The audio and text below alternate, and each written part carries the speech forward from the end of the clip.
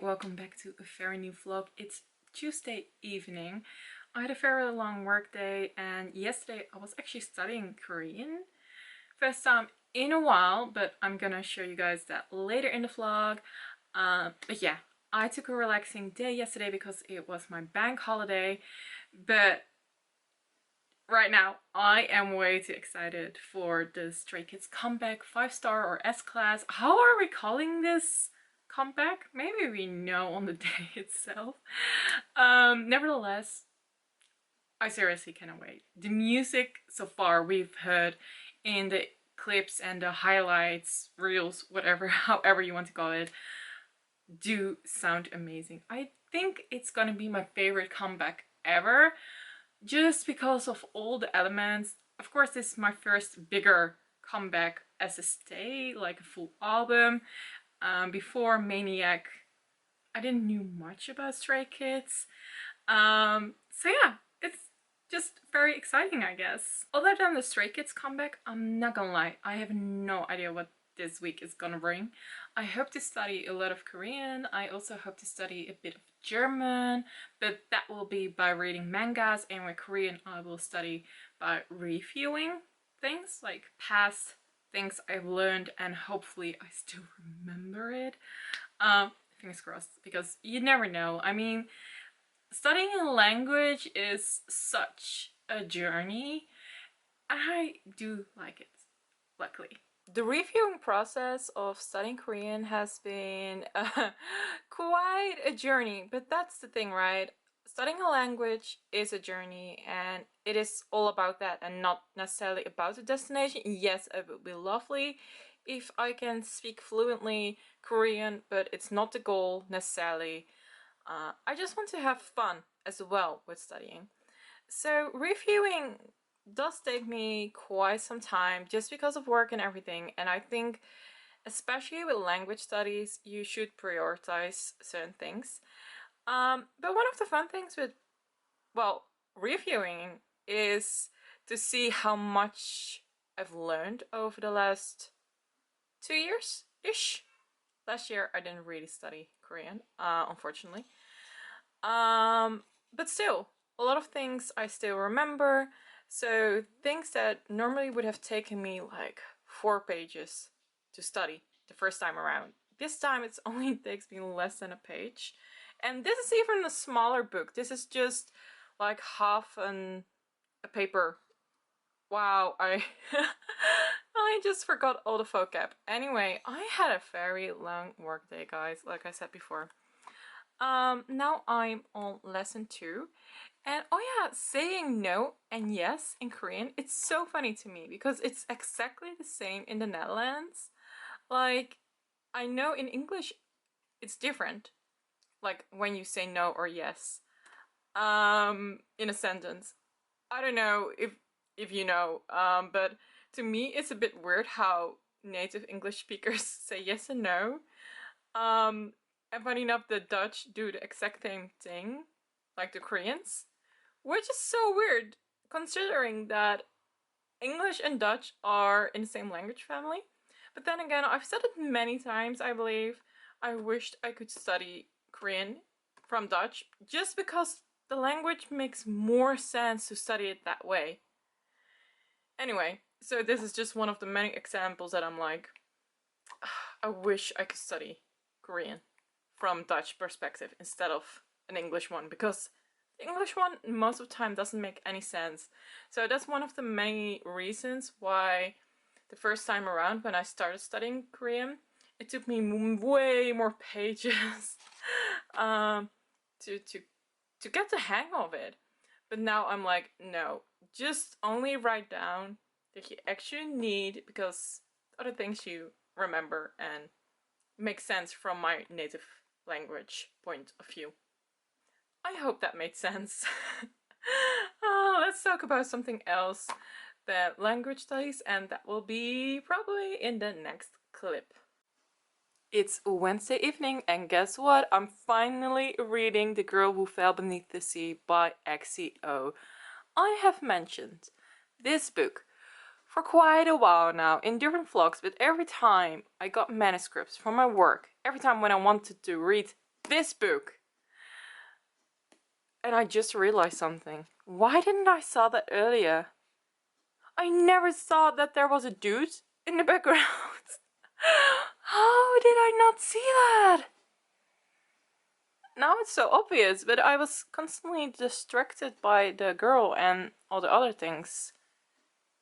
Anyway, so I'm finally reading this book. I've read already a few pages and I absolutely love it. It's very different from her book XOXO. That's a contemporary, and this is definitely a retelling from an old Korean legend. And honestly, I absolutely adore it. It's so fun to see a writer explore other abilities of her writing. It's Saturday and I'm joined with the lovely Wolf Jenny to talk about the 5-star album. All jokes aside, so this is basically my first reaction because at the end I will do a more in-depth review, I guess. I think so, that I'm gonna do that. Like, I mostly do, because I still need to think more about the album and how good it is. Literally, it's a non-skip album and I am seriously in awe of what the boys have been doing with this album. Why are there so many motorcycles? I've restarted this same clip like 3 to 4 times. Anyway, we're just gonna talk about it. The album, I mean. So, Hall of Fame is literally the best song to start the album with, just because of the sound. And yes, also the name, because it sounds so classy. Yes, that was a wordplay. Anyway, then we get to S-Class, and I like that it comes after Hall of Fame because it makes sense to me. It makes sense song-wise and sound-wise. I'm just in awe. Also, for who doesn't know me that well yet because you jumped in later, I think the song order of an album is so important to me because it tells a story to the listener. Whoever cares. I hate when people put an album on shuffle. It's one of my biggest pet peeves, to be honest.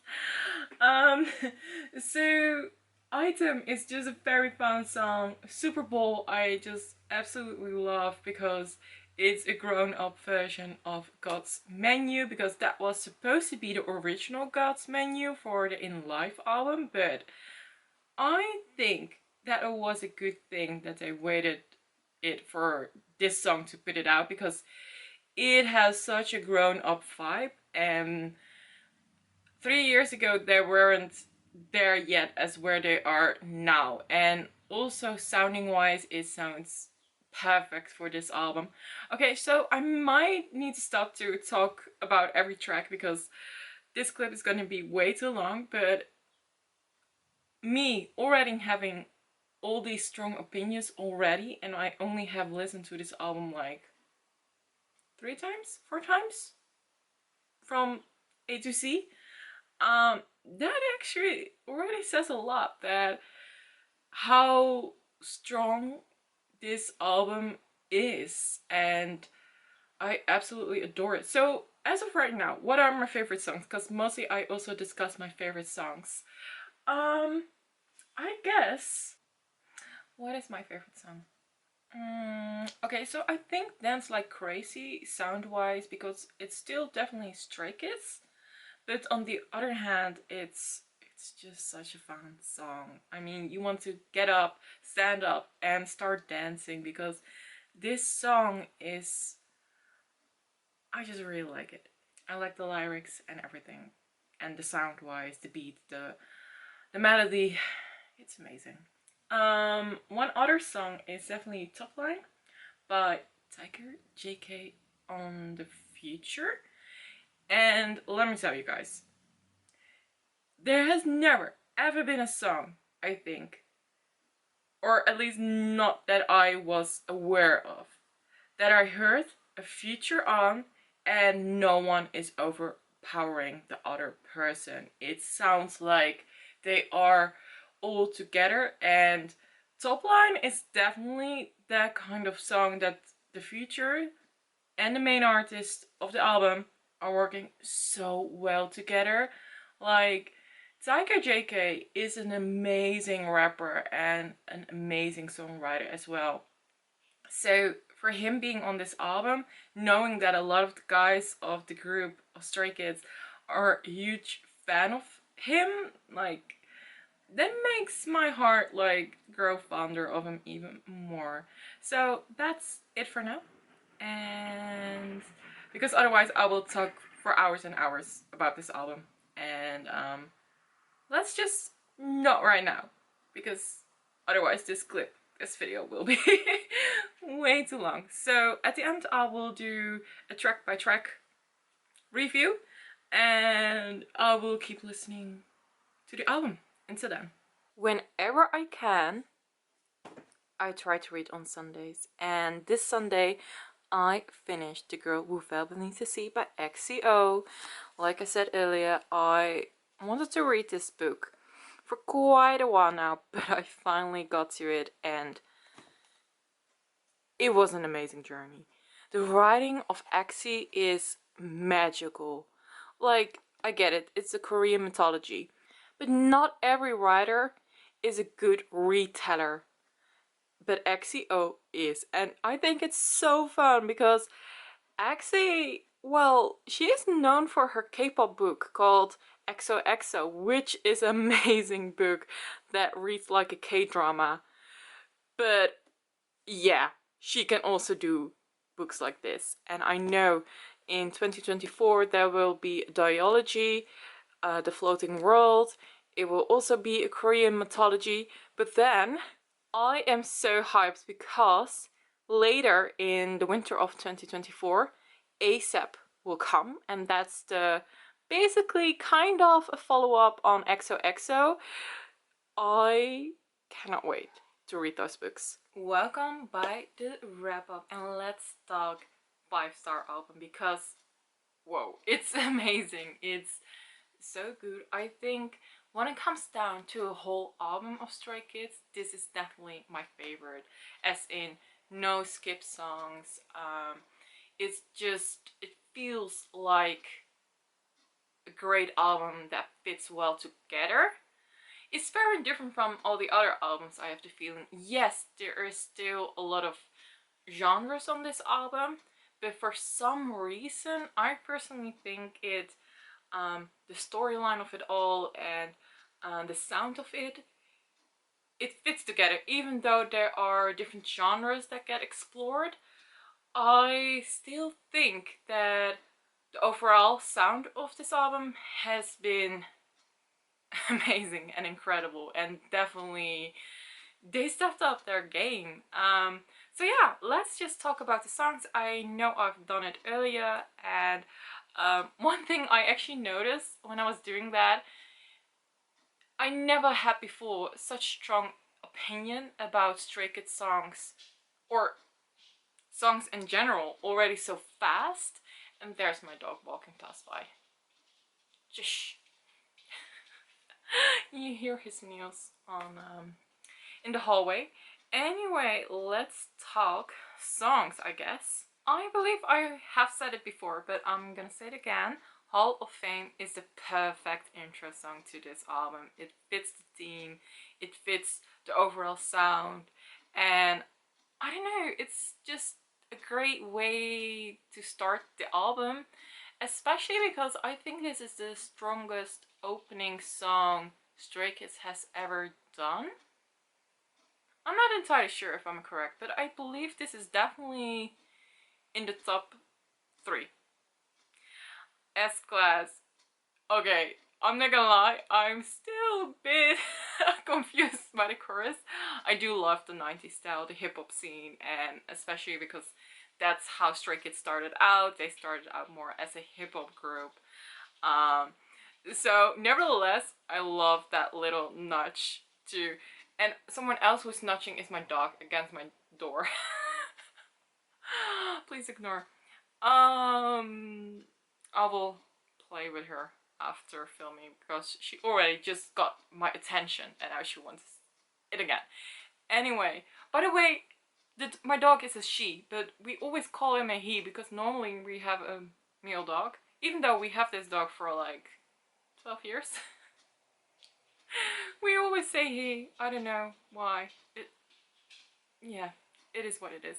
S-Class, so I think it's perfect when it comes down to showing the hip hop, how they grew up, but also the lyrics and everything. It fits the 5-star team so well.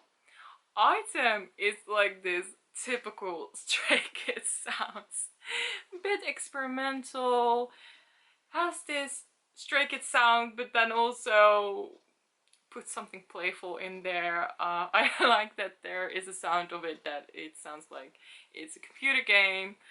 Yeah, I don't have much to say about the song. It's just a fun song and I love it. Then Super Bowl. I'm not gonna lie, I am glad that Super Bowl ended up on this album and not already on the In Life, because for who doesn't know yet, Super Bowl was actually supposed to be God Menu.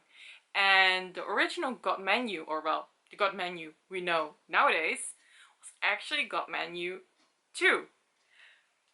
But no, they all changed it up, and I think it's perfect because I think Super Bowl is definitely more mature. Not just the lyrics, but also the sound.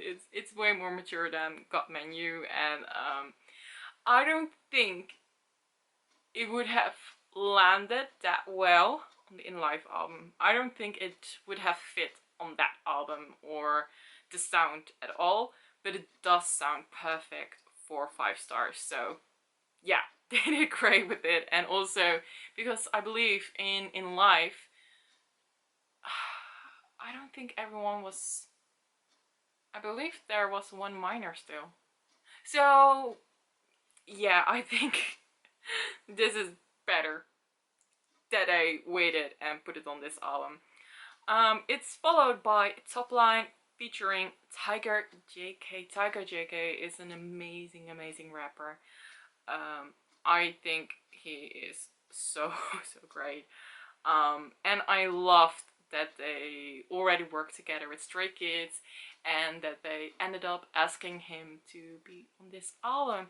And I believe I also said this one before, but it doesn't sound like a future. It literally sounds like JK is part, sorry, the Tiger JK is part of the group, and that there is a great balance in line distribution and also the way how it sounds such like a group song in a way. I don't know how else to explain it. I think it's done very well and very neatly, and it fits Stray Kids because I don't believe Stray Kids has ever done a feature before, did they? They have featured on others, but never the other way around. But I could be wrong, especially because I started following Stray Kids later. So maybe it's in their early works, but I believe this is the first time. And I think they did a great job. Then we have DLC. Oh, Dance Like Crazy is definitely one of my favorites. Top Line, by the way, is also one of my favorites. I can't choose between those two because, yeah, they are both so great. But I think if I had to put a song on, just randomly, I think I would have picked Dance Like Crazy because it's just very me, the song. I love that there is a different melody going on, not something we necessarily would expect from Stray Kids, but nevertheless there are moments that it does sound very much like them. Then we have Get Lit. This is one of the songs that I don't have an opinion about. I just think it fits on the album. I think it's also perfect after DLC because DLC has been or is more of a quieter song. It's more of a party, bit of a lighter song. And then I love that we go back into it with more of the harder sound that we know of Stray Kids. Collision, well, Han is definitely the producer on it, you can tell. I think it's also, I'm still thinking more about this song as a way to move on from Accident, because Accident is basically a very big collision. So now we have Collision, and I think, yeah, it's also a bit more of a peaceful song, right? Yeah, it's definitely more of a jazzy sound that we know of Han, and I think it all, yeah, that's one of the things I noticed. Everything is balancing it out very much. So Hall of Fame, S-Class, Item, and Super Bowl, they are more of the harder songs. You get into the album, bam. Then we have Top Line, you are at the top and whatnot. And then you go a bit more peaceful, I guess, with DLC. Then Get Lit is again a bit of a harder song. And then we have Collision, that's more jazzy.